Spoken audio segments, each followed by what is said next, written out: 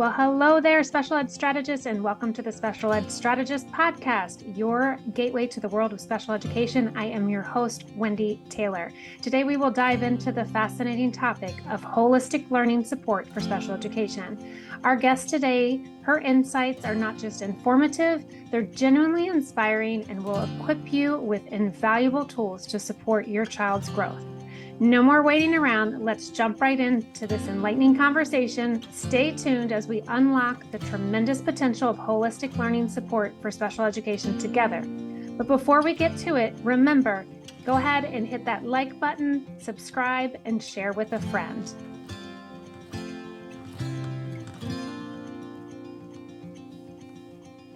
Hello and welcome. I am looking forward to our conversation today, talking about the Alexander technique and a holistic approach. I'll have our guest introduce herself and shed some light on who she is and how this comes to play with our students in our house and the students that we support. Welcome. Thank you, Wendy. I'm really happy to be here on your show. And my name is Gabriella Czaja, and I work with kids to help them feel calm and confident in their body, to feel connected with themselves, to help them focus on their studies, and most importantly, feel good about themselves in family and social situations. And one of the reasons I'm so passionate about working with young people is because I actually discovered physical therapy when I was in junior high school.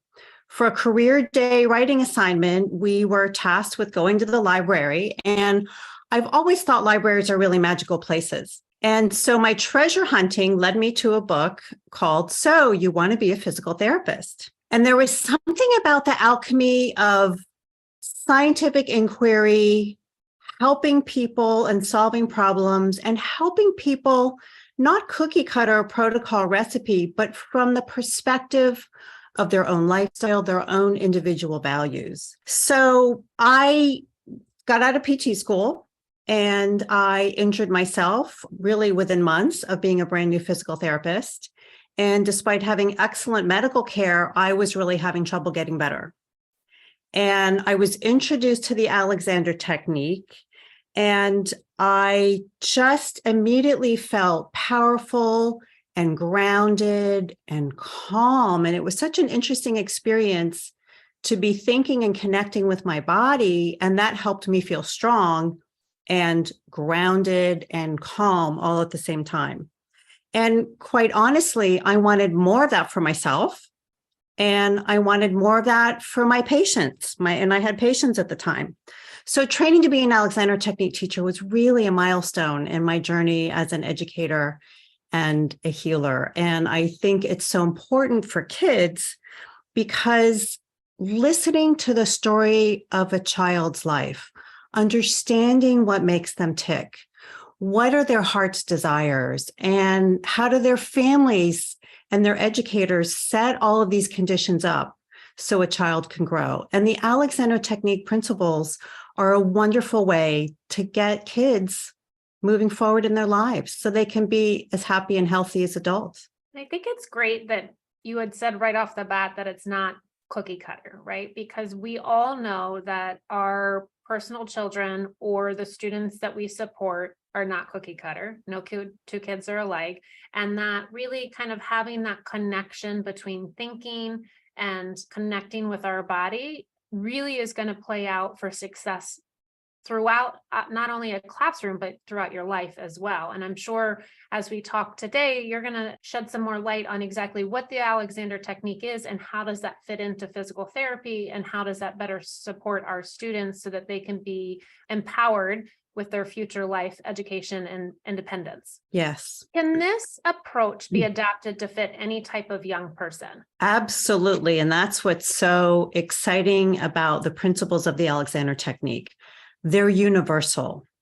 We use our thinking and our sensing to make a direct connection with our body so that regardless of the capacity, the capability, where a child is in their life, in their schooling, the principles are the same because a child is learning to stop and notice their body. And from that place, they learn that they have a choice, that there are possibilities for response. And when you feel like you have a choice, you feel like you're in control of yourself. So we start helping kids when they're 4 and 5-year-olds, and you and I can benefit. Parents, teachers, all of us can benefit from these principles. To the little ones, if you're 4 and 5 years old, we say, we're going to teach you how to be the boss of your body. For teenagers, we're teaching them about choice and how they can feel good about the choices, and also how a teenager can really self-regulate. And really all children need to self-regulate. But for adults and teenagers, we're really talking about how do I work with the energy that I've got today? I mean, you're tired and kids are overwhelmed in school. And so at any moment of the day, they can take a moment for themselves and come back to themselves and refocus and recalibrate and then move forward. And we use the same principles all the time. And what's really exciting is that this is not just a quick fix that works just once, but over time, we're laying down new neurological pathways. I mean, that's based on the principles that we understand today about brain plasticity. So we're laying down new tracks so that over time, our body and our brain become more responsive to our internal thinking and that internal conversation that we're having with ourselves. Can you take a step back? You've mentioned a couple times the principles of the Alexander technique. What are those principles? So the Alexander technique is a mind-body learning paradigm where we learn how to stop or pause and then use our thinking to restore our postural support. And it's really about our breathing. And when we restore our postural support, our organs start to feel better. We breathe more easily. When our head is balancing easily on the top of our spine, all of our whole body becomes more coordinated and more integrated. So 2 basic principles of the Alexander technique are to stop, and perhaps stop during our habit. One of those very obvious habits that children and adults get into is taking a slump. We all can slump. And then we're not breathing very well. And if you're a child sitting in a chair that does not fit themselves very well, and they're not able to support themselves from the inside out, it's going to be harder for them to do their work. And then what happens is they try to correct, and then they over straighten or they wiggle around, and there's wiggling and moving is really normal, actually. And so what the principles of the Alexander technique do is we stop and we learn how to ask our body to become more balanced. And from that place, we can think more clearly and feel better. So there's a really exciting new way of introducing some of the Alexander technique principles to kids, and we call that the ready list. And it helps kids be what one of my 13-year-old students called be relaxed and ready. So some education pioneers in the UK, Sue Mary and Judith Kleinman, they developed the ready list, and it goes something like this. And you and I can do this now, and whoever is listening, which is to just pause or stop and then ask yourself, am I seeing? And look around your space, look around the room, expand your visual field, and then ask, am I breathing? And as soon as you ask yourself, am I breathing? Notice most of you probably took a really easy breath. That breath just released. And then, can I be soft and tall? So can I be upright without being stiff and tense? And can I be comfortable and relaxed without going into a slump or without collapsing? And when we ask questions, rather than saying, oh, I need to stand up straight, it's a lot friendlier. It's a lot kinder to ourselves. And kids understand soft and tall. Adults understand soft and tall. So we're not interested in a position so much as, how do I feel the best in my body? How do I activate my support mechanism with what started as what we call the 3 questions. So we just stop. Am I seeing? Am I breathing? Can I be soft and tall? So to little ones, we might say, can you let your head go up like a floaty balloon and your shoulders be like soft ice cream? Now, I will say a lot of adults like that too. I was gonna say, that's a great analogy. I love that. It is, and I'm such a and visual person. and kids are too. And it's a game, with kids. I'll say, well, what's your favorite color? And then we'll say, okay, so if your favorite color is bright pink, then think about a bright pink floaty balloon and your head going up like that. And what's your favorite flavor of ice cream? Well, think about your favorite flavor of ice cream. Maybe it's butter pecan or it's cotton candy flavor. Let your shoulders be like cotton candy flavored, soft melting ice cream. And it's quick. And over time, our body learns to respond more and more. When we think about physical therapy, we're thinking about an injury and then a response to that and coming to a physical therapist.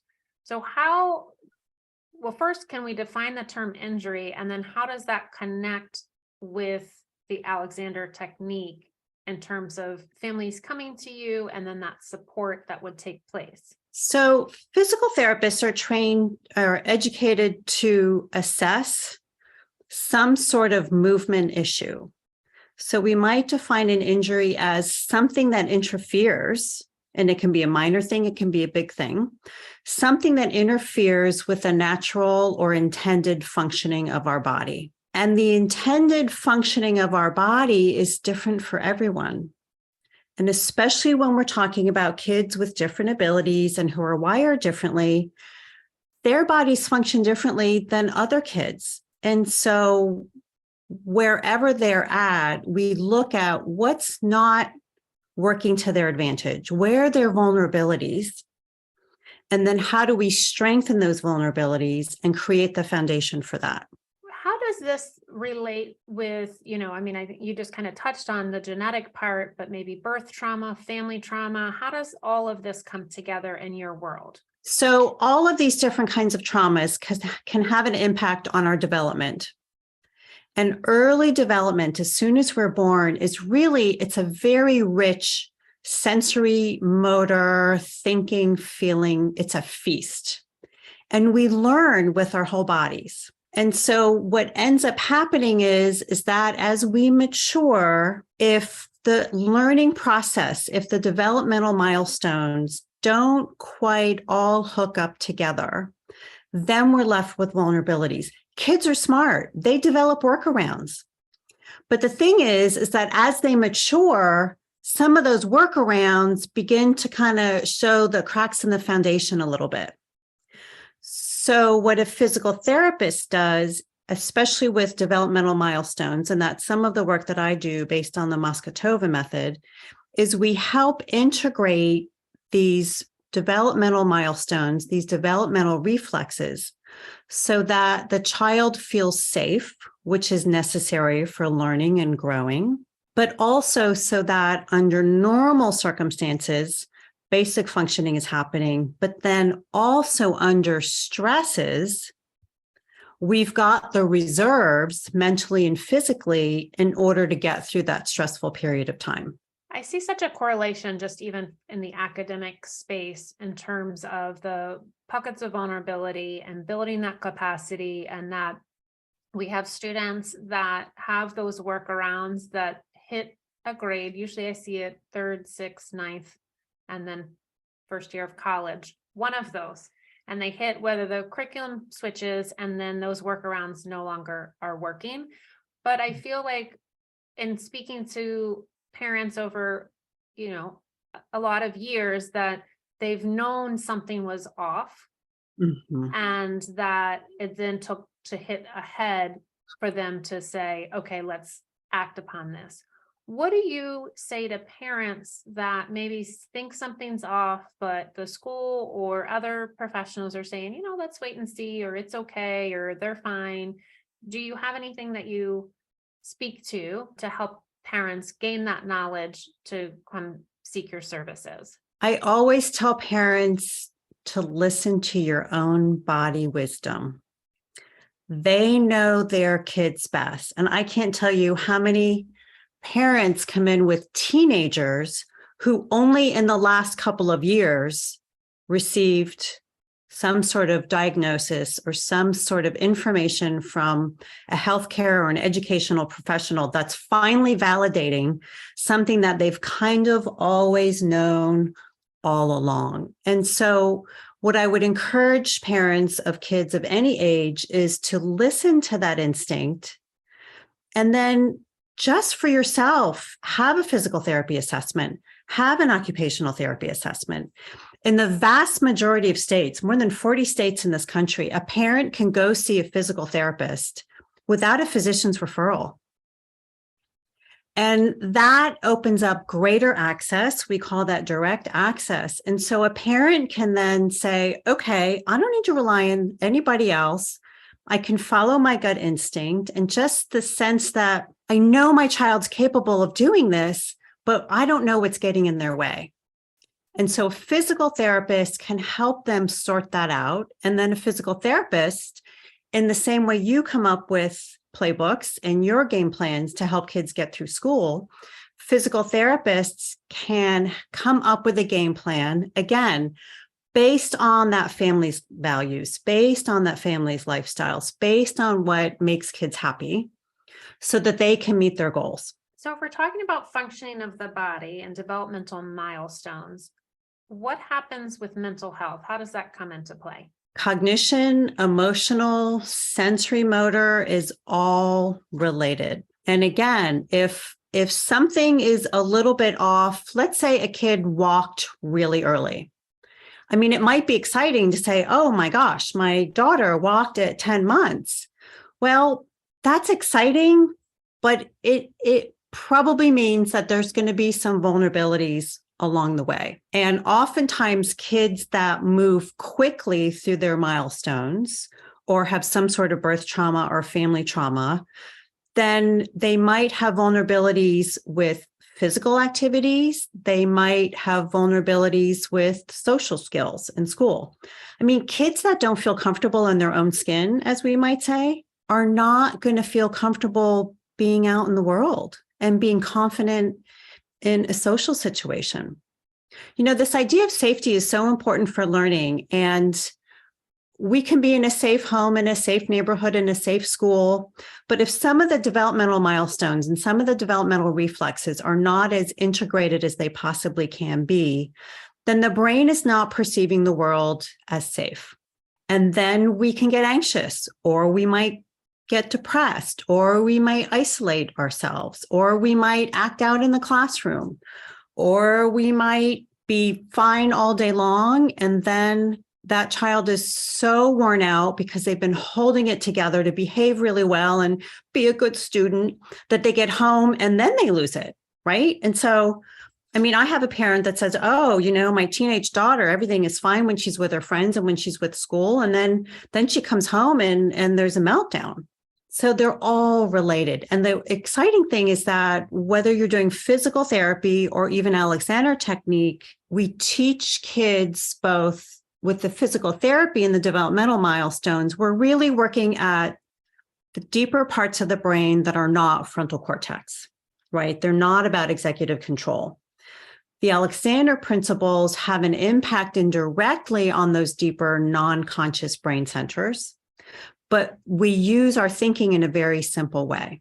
And again, whether it's the developmental reflexes that we're deepening and really getting grounded, that helps a child feel calmer. And again, when they feel in control of themselves, when they feel anxious, then they can settle themselves down. So for the folks that are listening, you know, you have the kids that fall apart at home, and it happens way too often. Yeah. Oftentimes parents will then approach the school first and say, and the school will then usually come back and say, well, they're doing great at school.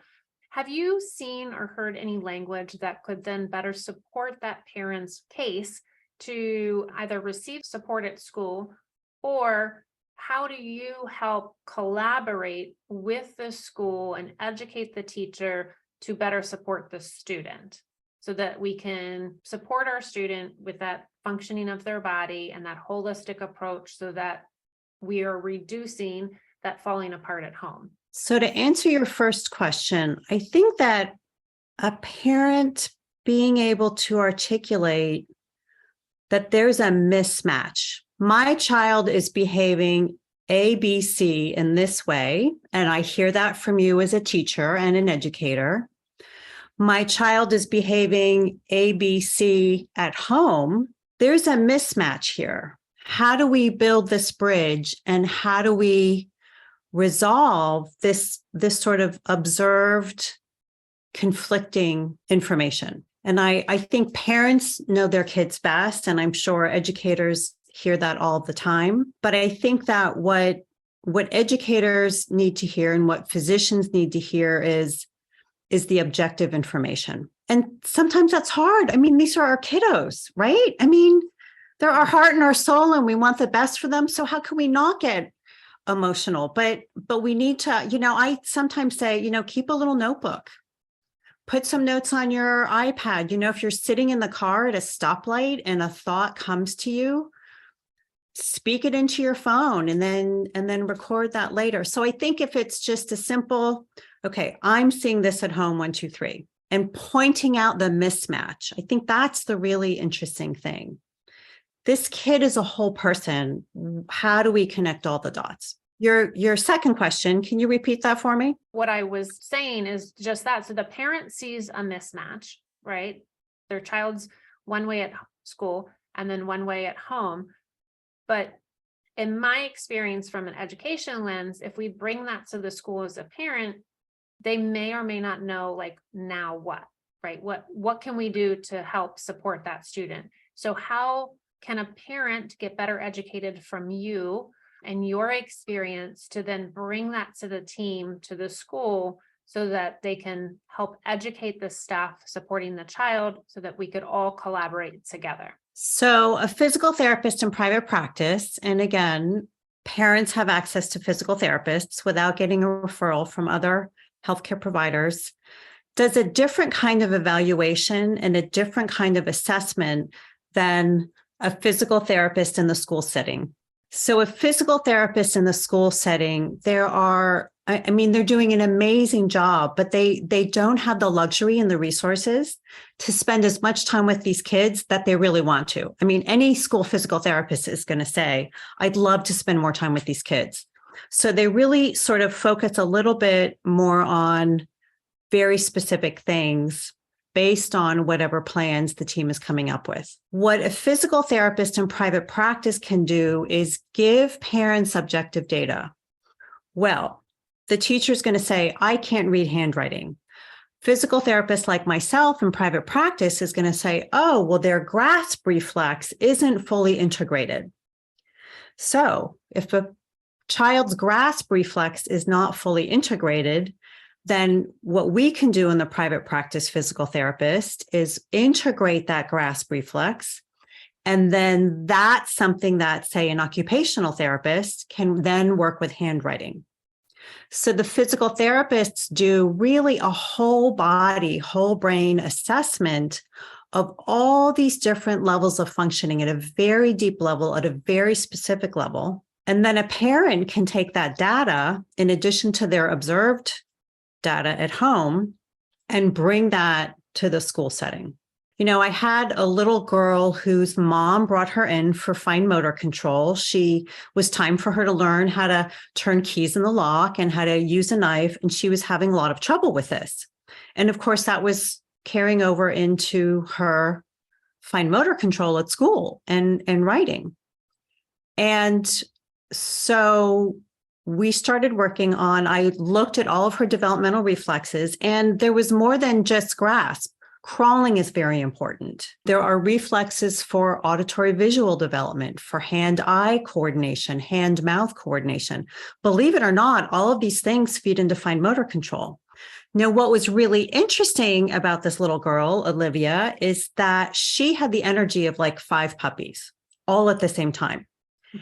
And she was very smart. When we would try to do things, she never said, I don't want to do it. but she would distract with a question, right? Kids are super smart. And it might be about, well, Miss Gabrielle, what did you have for lunch today? Or it might be about what she was going to do with her friend that weekend. And so she had a certain level of hyperactivity to herself. So, but her reflexes indicated that hyperactivity and that questioning was a way of interfering with having to do her hand-eye coordination exercises. So there's the behavioral component, which is affecting family and school life. And then there's the nugget of, okay, what are the reflexes we need to work on? Now, what was interesting with Olivia is that because she would go off in so many different directions, and it was really a challenge to help her settle, is I started teaching her the ready list. And at first, she didn't like it when I said, okay, we're going to stop and we're going to see, and we're going to ask ourselves, are we breathing? And we're going to ask ourselves if I can be soft and tall and let my head go up like a floaty balloon. And she didn't want to do it. But her mom was helping her do this at home. And after several sessions, with maybe 5 or 6, she came in and she said, I don't like to do the ready list, but I can tell that it helps me. So there's an example of how using the subjective and the objective information, then the parent can take that and say, okay, this is what the other physical therapist is seeing. But there's no doubt that a physical therapist can work with the in-school therapists as a team, for sure. We love that collaboration. So as students are developing, right, in school, they're expected to sit and then they have to play, they're playing outside, then they do their book work. What can be some early signs that our kiddos, that their body is not keeping up? So they might not be on the playground. They might not be joining in with games. They might be withdrawing. They might end up being the kids that are a little bit aggressive. When we don't feel good about ourselves, some kids withdraw, but some kids act out and some kids push other kids away. And that could be verbally, that could be physically. Kids that are even sitting in classroom that start to sort of curl themselves up into a ball when they're in the middle of class, right? They're having trouble with their feet on the floor. They're leaning over their desk and their head is on their hand and they're practically sleeping with their head on the desk because they're having trouble writing or they're having trouble supporting themselves in their body. So it can be a sign that kids are physically not literally able to stand up tall or to sit up tall, or they could start to complain a lot. They might say, I'm having trouble seeing the chalkboard. I mean, that's an obvious one, but there might be visual processing issues that are going on, not just clarity issues. Sometimes super smart kids are participating, but the auditory visual processing is not as well established. So sometimes kids will just keep asking questions and they can disrupt a classroom because they're asking maybe too many questions. And sometimes kids are acting out because they don't understand because that auditory processing isn't quite there. And they don't need a hearing aid. It's just that some of the reflexes might need some fine tuning. So any kind of behavior, whether it's physically based and movement based or something that's interrupting a natural conversation or classroom participation or avoiding homework, all of these are signs that, maybe an occupational therapy or a physical therapy assessment outside of the school would be helpful. Let's jump into the topic of holistic education. What does that mean for you out into the world? So what Alexander Technique teachers say is we're teaching kids how to learn. We all need how to learn, and every child needs to learn differently.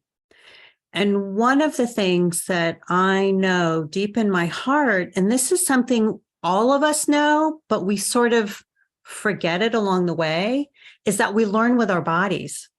As soon as we're born, we put our feet in our mouth.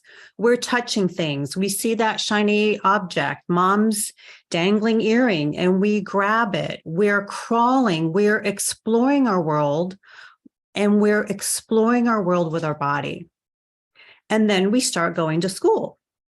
And by the time we get to first grade, all of a sudden, academics is sitting in a chair and movement is recess. Or then for older kids, it's phys ed. And it's a complete disconnect.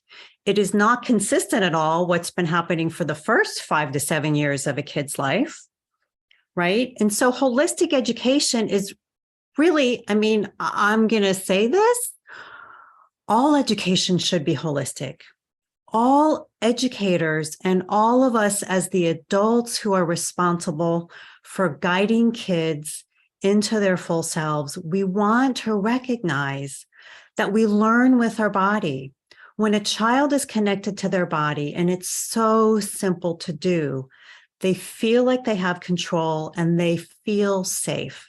If I'm feeling really anxious and I can just stop and use my body, my feet on the floor, be aware of what I'm seeing and breathing, I'm calming myself down. And then I feel empowered. Then I feel like I have a sense of agency. And then that sense of agency leads into an activity. And then that activity is successful. And then that child's experiencing self-efficacy. And then mistakes happen. Maybe we don't get good grades, or maybe we had a bad experience. Can we stop and pause and be kind with ourselves and be friendly? Because if I'm feeling supported in my body, then I'm being gentle and kind with myself. And then we regroup and we just keep going. And we don't have to dwell on it, right? Which is an excellent life skill for all of us. Oh, yes. Right? So how does that come into play with unconscious and conscious self, like techniques to keep calm and concentrate with perceived unsafe situations? Sometimes, you talked about anxiety. Sometimes a student doesn't realize that their learning is impacting their anxiety or their environment. So how does that come into play with what you do?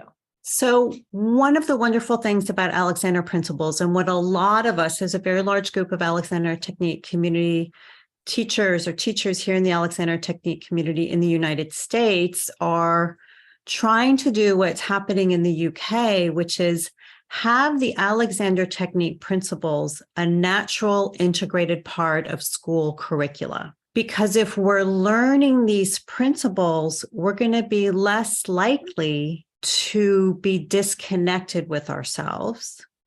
We'll be less likely to feel bad about ourselves.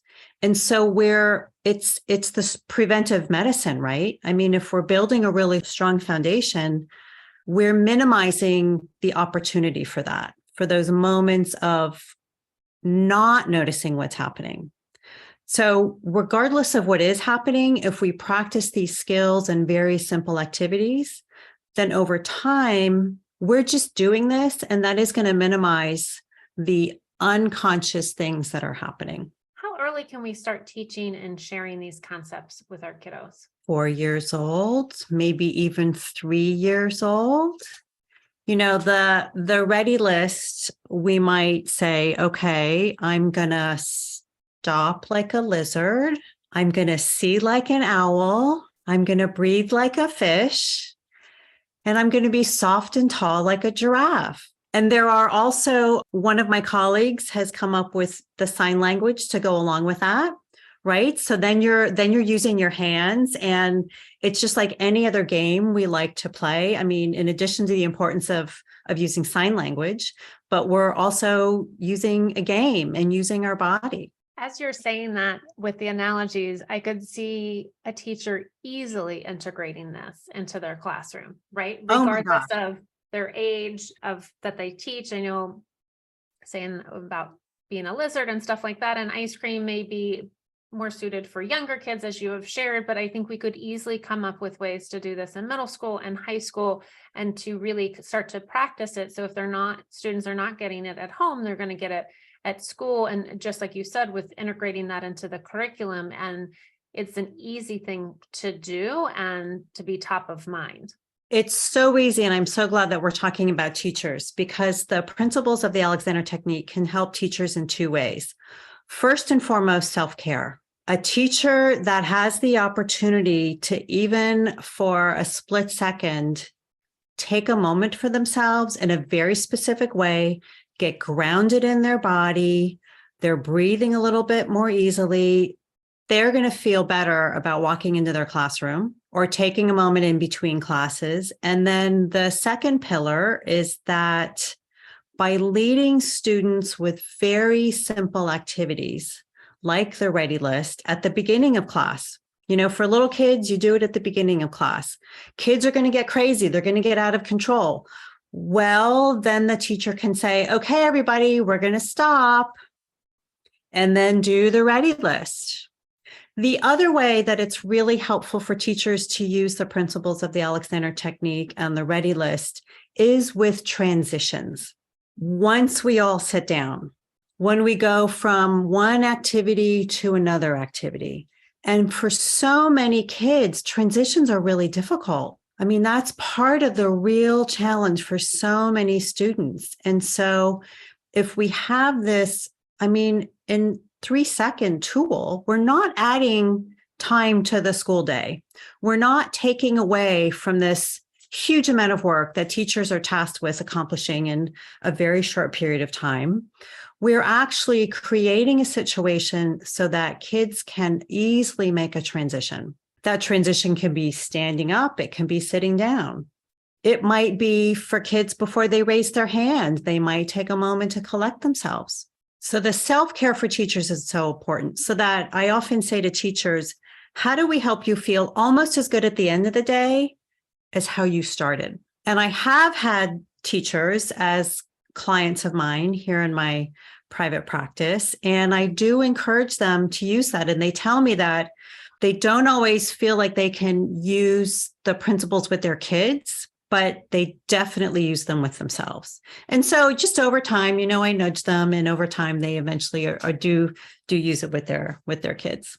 And it's so interesting as well with our educators who are also parents, and then parents that are supporting neurodiverse children, that this is something that they can also integrate, right? Even though many are overwhelmed and not sure what to do, you could do this at a stop sign in terms of stoplight, the Ready 3 technique, or in a shower, just something really quick to help, like you said, feel as good at the beginning of the day as the end of the day. And I think any parent would love to feel that way.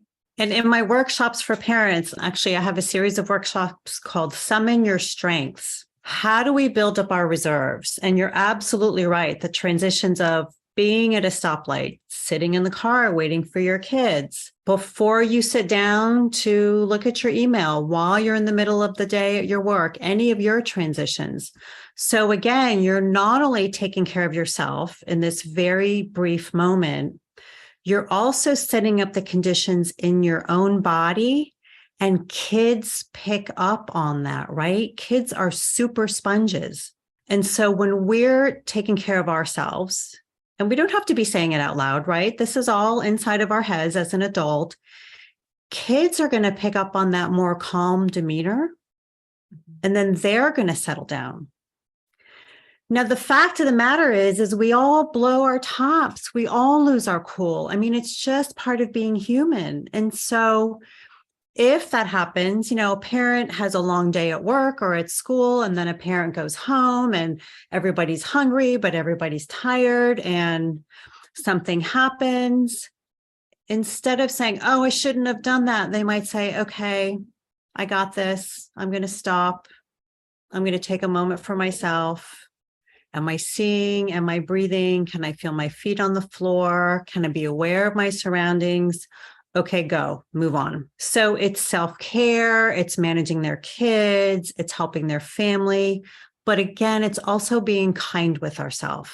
Can you give us an example of where you have seen the parents utilize your PT, Alexander Technique, the holistic approach, and helped kind of build that gap to better outcomes in an IEP? Have you had parents report back to you in any way? Yes. So I have a young man who is 19, and he came to me for two reasons: self-confidence, and he was born with an unusual hypomobility syndrome. And so we started first with working on some developmental reflexes. And one of his vulnerabilities is that he has a lot of sensitivity to touch. And we call that tactile, as in touch, tactile sensitivity. Well, if you don't feel okay in your own skin, if it's not comfortable to have either normal sensation like brushing against fabric or brushing against a table, or someone giving you a hug, or a teacher guiding your hand to write, you're not going to feel safe. So we started doing a lot of tactile sensitivity, but there were certain parts of his body, like arms were okay, legs were not. And it's a very gentle, a very specific kind of approach to integrate this reflex. It was just too overstimulating for him. Now, he's 19. He's super smart. I can teach him the ready list. And so what Noah and I did is we taught him the ready list to use before I started to put my hand on his leg, so that he could be in control of how that experience got carried out. And so it became a process when I'd say, okay, legs, and he would pause and he'd do his ready list in his head. And then he would say, ready list, ready. And then we would go on. And so what happened over time is he started to become more confident and started to become more confident at school and more easily able to pause when he was feeling anxious, as he was out in the world learning sort of, world life skills for ADLs and whatnot. Is there anything, as we're winding down, that I did not ask that I should have asked? So I'm really glad that we're talking about this, Wendy, because when people hear mind body, they automatically think yoga and meditation. Yoga and meditation are great and very important disciplines. I try to meditate as often as I can, and I love doing yoga for myself, and I teach kids and adults simple yoga poses. The Alexander technique is unique. First of all, it's been around for over 100 years, but it's unique in that it's a tool that in the moment we're activating our body's support mechanism from the inside out in a very specific way. What we know from research is that when we expand our visual field and we're aware of our breathing at the same time, we're calming down our nervous system. Our vagus nerve is getting regulated. So it's a very unique, specific, foundational approach that we can use in the moment. And importantly, we can apply it to yoga. We can apply it to our meditation practice. We can learn how to sit more comfortably, do an exercise more easily, sit in our chair and study for long periods of time, sit at our computer and concentrate for longer periods of time. So I think about the Alexander technique as really the foundation of the house that we are. So it's very complementary to other disciplines that are in the mind-body category, but this is truly education. This is sensory neuromuscular education that is happening at both the frontal cortex and deeper parts of our brain. So how does that relate? I'm just kind of thinking in terms of folks that wake up with, I guess it's high level of cortisol, and they're like revved up right when they wake up, but then by the time the evening comes. So how can we help those folks? And I'm sure there's adults and children to help kind of, I'm not sure that I'm saying it medically correct, but just balance out their cortisol. Am I saying that right? No, that makes a lot of sense. If there's been long-term overactivation of the endocrine system that produces cortisol, right? I mean, we could get into a lot of nitty-gritty science here, but very specifically, when the body perceives danger, the hypothalamus in our brain says to the pituitary in our brain, turn on, everybody's got to get to work. And then the pituitary speaks to the adrenals, which are on top of your kidneys. And the adrenals start to put out adrenaline and the cortisol levels start to rise. During the pandemic, everybody's stress level, that whole adrenaline cortisol system was over the top. If there's long-term cortisol issues, there's no doubt that getting in touch with a physician who can address these things is really important. For the short term and in the moment, if we get up out of bed and we just stop and take a moment for ourselves, over time, we're regulating our vagus nerve. And this is the thing, when we use our body to combat a body issue, right? Stress is a physiological in our body phenomenon.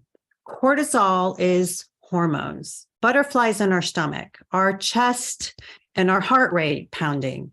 These are body issues. So when we use our body, we feel our feet on the floor, using our senses, seeing, using our breathing, that can interrupt that cycle of too much cortisol. And over time, then our cortisol levels start to, we want it a little bit higher in the day, but then we also want to be able to settle down at night too. So the more we practice, then the more we can kind of navigate the natural ups and downs. Can you recap some really important highlights that you hope parents and or educators are feverishly writing notes about? I think for parents, I would encourage them, even with a great IEP and special ed team in their schools, I would still encourage them to have a PT and or an occupational therapy assessment outside, because school physical therapists are doing really great work with very specific goals. And outside occupational or physical therapists like myself, we can provide the foundation so that those interventions happening in school can be even more successful. And that's true for any mental health therapists. That's true for any coaches and educational coaches and tutors. So I would encourage parents to do that. I would encourage parents to use the Ready List for themselves as a way of helping themselves get through the day, as a way of being kind with themselves. For educational professionals and health professionals, I would encourage them to also just annually get these kids in to have a physical therapy assessment, refer kids for Alexander Technique lessons. There doesn't have to be something terribly wrong for a kid to benefit from Alexander Technique lessons. I mean, it's a basic life skill like brushing your teeth and washing your face. If we know how to stop and calm ourselves down and learn how to focus and then have that sense of agency over our body and our responses to stimuli in the world, I mean, it's an incredible gift. So for health professionals to bring along Alexander Technique teachers and physical therapists as allies for health professionals, allies for parents, allies for teachers, we're here to support the work that all of you are doing. Again, I think that we can be allies and part of the team. If you had a billboard for parents with one bit, what would it be and why? Final question. So I hope I'm not sounding like a broken record, Wendy, but I'm thinking as you're driving up 95 or you're on that country road and it's a beautiful meadow and there are hay bales and cows, maybe the first billboard might say pause. And then you're cruising along, and then maybe you're going to see people blowing bubbles, and it might say, "Am I breathing?" And then what's going to come with the next two bulletin boards, right? Or billboards, rather. So I'm so enthusiastic, and I'm talking about the Ready List because I know it's so successful, and it's such a simple, accessible tool. So I think that when we can take a moment for ourselves and we connect with our deepest self and we feel supported from the inside out, we can better receive the support that we're getting from everybody in our team and everybody in our life. And your passion is clear, and that just gives me goosebumps because I know that this is going to transcend and really help a lot of folks that are listening. So this has been an incredible conversation. How can folks find you? They're welcome to pick up the phone and call me. I love talking to parents on the phone. And I think in the show notes, you'll have my contact information. They can email me. I'm certainly available for workshops for kiddos and definitely workshops for teachers and parents. And I will also put some resources for the Ready List, the readylist.org. Everybody can, after they finish listening to us, they can go to the readylist.org. There are tons of videos for kids, tons of great tips for kids and parents of all ages. So, and I'd look forward to hearing from everybody. Absolutely. Or do you see folks in person, online, or both? I see folks in person and online. The licensing regulations are such that at the moment in time, you have to be a licensed physical therapist to do one-on-one work only in the states that you're licensed in. So I am licensed in DC, Maryland, and Virginia to do online work. But certainly I am available to be anywhere in the country or in the world for online workshops for teachers and students and kids. And then certainly I'm available in my private practice in Washington, DC. Gabrielle, this was such a treat. I really appreciate your time and our conversation today. And I hope everybody is listening and they can reach out as well. So thank you so much. Wendy, it's been an absolute pleasure speaking with you. Thanks for having me on the show. You bet. Thank you for joining us on today's episode of the Special Ed Strategist podcast. I hope you found this discussion as enlightening and empowering as I did. Remember, it's all about unlocking the full potential of every child, celebrating their individuality, and equipping them with tools they need to thrive. If you've enjoyed this episode, please subscribe, rate, and leave a review. Your feedback means the world to us and helps us continuing to bring you valuable insights. Stay tuned for our next episode where we will continue our journey through the world of special education, uncovering new strategies and stories to inspire you. Until then, keep supporting and celebrating the unique abilities of your extraordinary children. This is Wendy Taylor, host of the Special Ed Strategist podcast. Let's make it a great day. Bye for now.